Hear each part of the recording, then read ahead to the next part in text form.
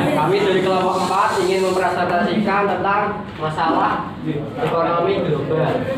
Sebelumnya perkenalkan, saya dari absen 17. Saya Ramayana Priana, absen 28. Saya Indana Rizka Mila, absen 12. Saya Balika Asmiala, absen 12. Saya Arya Marina Martin, absen 25. Saya Rena dari absen 29. Sebelumnya, ekonomi global merujuk ke ekonomi yang berdasarkan pada ekonomi nasional. Ekonomi global juga dapat dipandang sebagai ekonomi masyarakat global. Ekonomi nasional yaitu ekonomi masyarakat sehingga menciptakan satu ekonomi global. Ya, berikut adalah contoh krisis ekonomi global.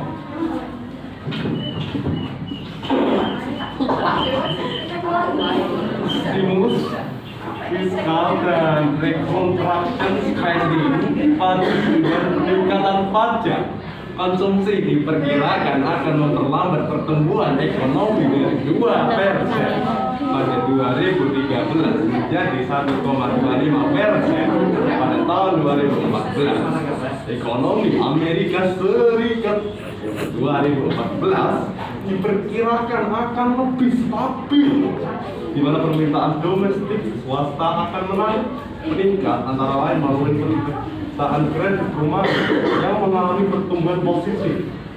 Sementara pertumbuhan ekonomi diperkirakan meningkat dari 1,5% pada tahun 2013 menjadi sebesar 2,5% pada tahun 2014. Solusinya adalah untuk mengatasi krisis ekonomi ini, yaitu dengan meningkatkan perdagangan dalam negeri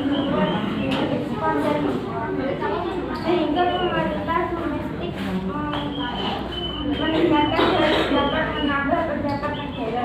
Selain itu, sebuah negara juga harus mengurangi utang negara yang masyarakat juga harus meningkatkan penggunaan produksi dalam negeri. Contoh yang kedua adalah tekanan geopolitik Rusia-Ukraina. Eskalasi ketegangan geopolitik antara Rusia dan Ukraina juga menimbulkan resiko tersendiri bagi Indonesia. Dampaknya tidak hanya berpengaruh di sisi politik, tetapi juga di sisi ekonomi. Menurut Ajak, untuk Indonesia, ketegangan geopolitik Rusia-Ukraina memberikan pengaruh politik dan ekonomi yang mengharuskan kita untuk mengkalkulasi ulang strategi kebijakan ekonomi dan dunia usaha untuk program pemulihan ekonomi di tahun 2022. Pasien mengatakan situasi ini juga memberikan implikasi positif di mana kenaikan harga energi dan komoditas pangan global akan berpotensi meningkatkan pendapat ekspor bagi Indonesia. Yose juga menyatakan bahwa tensi geopolitik antara Rusia dan Ukraina dapat menguntungkan bagi Indonesia, terutama di sisi perpajakan. Kalau sektor kelihatannya ada yang positif, untuk mendapatkan windfall profit, namun kebanyakan memang mendapatkan dampak yang tidak terlalu baik. Solusinya akan ada alternatif suplai dari Arab Saudi atau Amerika Serikat yang mulai meningkatkan produksinya.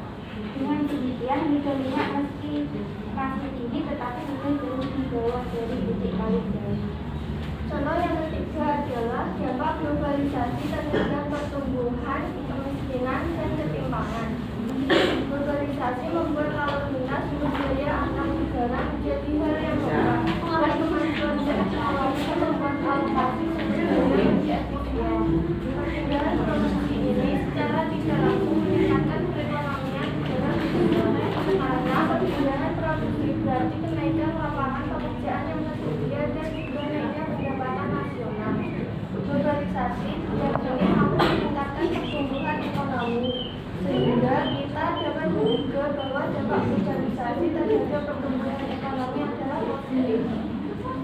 Namun sesungguhnya globalisasi bukanlah sekedar urusan ekonomi atau perdagangan. Globalisasi juga membuat hubungan antar negara menjadi kebutuhan, sehingga semakin banyak negara-negara memiliki perwakilan diplomatik di seluruh dunia.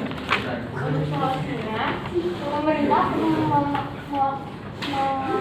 membiarkan